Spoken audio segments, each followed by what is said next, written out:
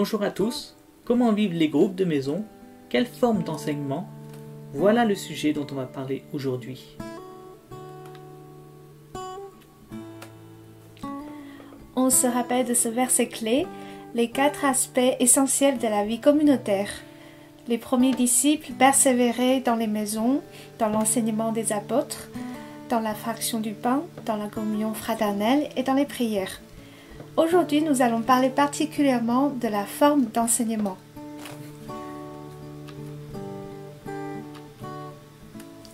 L'enseignement des apôtres se portait sur la parole de Dieu, pas une parole théorique, mais une parole incarnée, concentrée sur la personne de Jésus. Dans Jean 1, verset 14, nous pouvons lire que la parole s'est faite chair. Dieu s'est adressé de manière accessible dans notre vécu. La parole incarne au travers des personnes et des cultures. Et la manière d'enseigner aussi est différente selon les cultures et les temps. Quelle forme d'enseignement dans un groupe de maison? Dans une famille? C'est une très bonne question. Quel type d'enseignement est approprié au XXIe siècle? Comment la parole s'incarne dans mon environnement?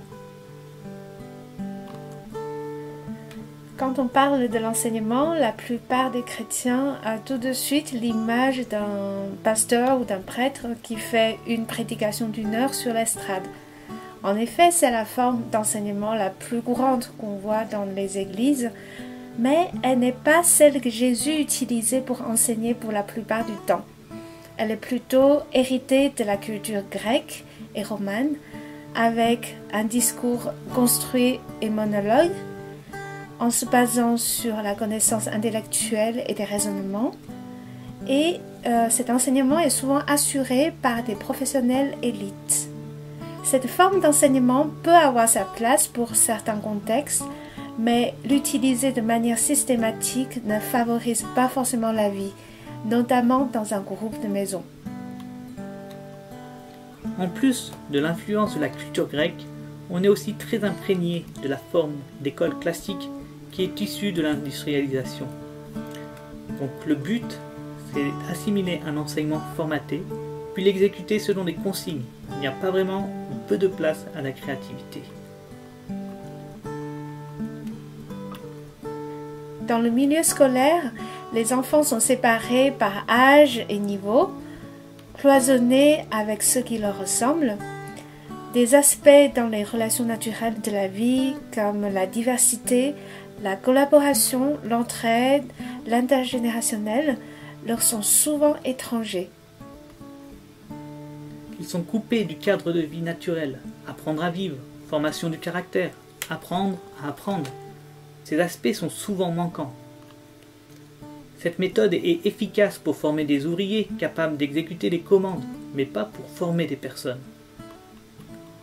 Si on regarde de près comment Jésus enseignait ses disciples, on retrouve plutôt la racine dans la culture juive, où l'enseignement des rabbins est plutôt interactif avec des questions et réponses.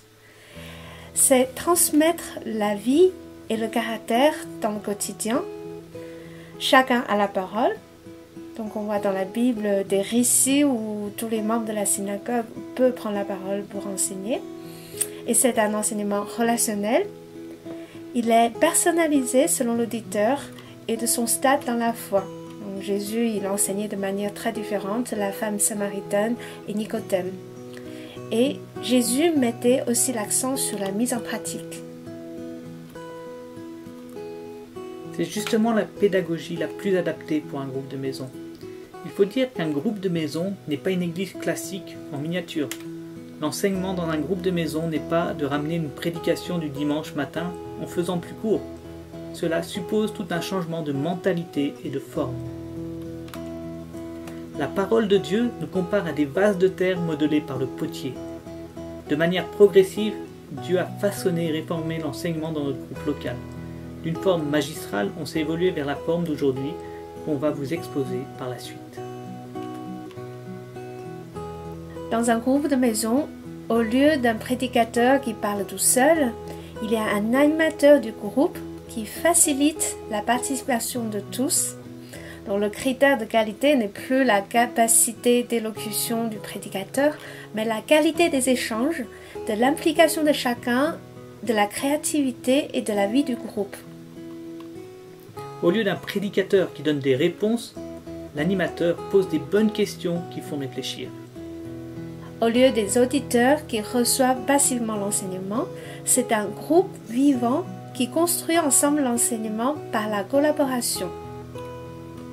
Le contenu, au lieu d'une connaissance intellectuelle, on transmet une parole vécue, un témoignage ou une mise en pratique. Quant au lieu et le temps de l'enseignement, ce n'est pas seulement dans l'église au moment du culte, mais c'est aussi dans la vie quotidienne, dans le contact par le modèle et sur le terrain de mission. Nous avons été conduits à changer notre manière de vivre l'enseignement dans le groupe de maison.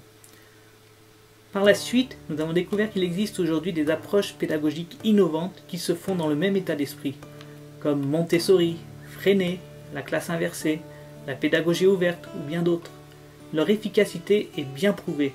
Maintenant, même certaines grandes écoles commencent à les intégrer dans la formation de leurs ingénieurs. Elles rejoignent en quelque sorte la façon d'enseigner de Jésus il y a 2000 ans. Sans pour autant dire que ces pédagogies sont parfaites, il y a des points intéressants à relever. Elles se basent généralement sur interaction et participation, Sur le travail collaboratif et l'entraide, sur le respect du rythme de chacun, on apprend en faisant, c'est la mise en pratique. et c'est un apprentissage organique, on apprend dans la vie et de la vie. La forme d'enseignement doit s'adapter au contexte, aux participants, à l'appel de chacun. Comme disait l'apôtre Paul, se faire tous à tous. Par contre, quelle que soit la forme d'enseignement, il faut veiller à ce que Jésus soit toujours le centre. Il est l'autorité de l'enseignement. C'est le Saint-Esprit qui enseigne. Donc il n'y a pas de formule magique ou de technique, il faut se laisser diriger et être flexible. Dans la pratique, chaque groupe de maison trouve une forme différente selon les besoins des participants. On vous laisse toujours quelques questions qui peuvent servir de base de discussion en petit groupe, qui vous permettent de réfléchir sur là où vous en êtes. Merci de nous avoir écoutés. À bientôt. À bientôt.